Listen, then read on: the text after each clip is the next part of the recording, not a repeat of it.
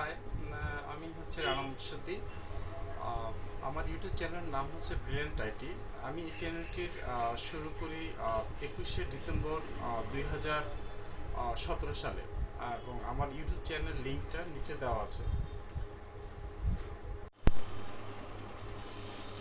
হ্যাঁ, কিছুদিন আগে ইউটিউব থেকে আমাকে একটা ইমেল করা হয়। এই ইমেলটা হচ্ছে এটাই, 14 তারিখ, 14 এপ্রিল 2023।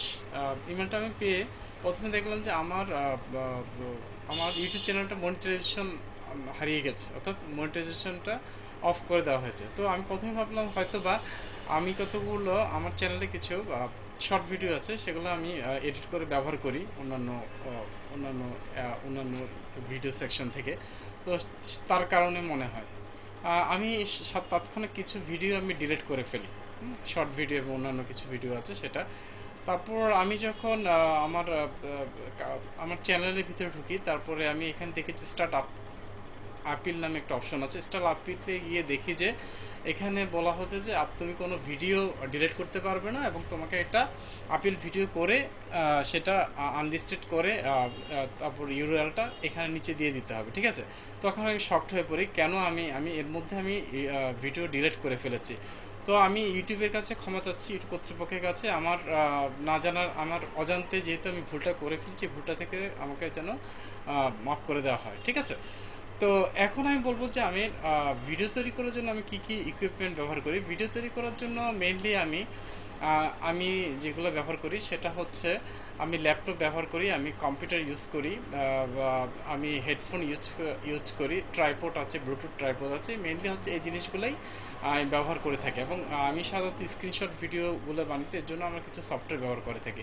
আমি এডিটিংয়ের জন্য ফটোশপ, এবং হচ্ছে আমি ভিডিও এডিটিংয়ের জন্য মেইনলি ওয়ান্ডারশার, ফিল্মোরা, ক্যাপকাট, সেই সফটওয়্যারগুলোই আমি ব্যবহার করে থাকি, ঠিক আছে।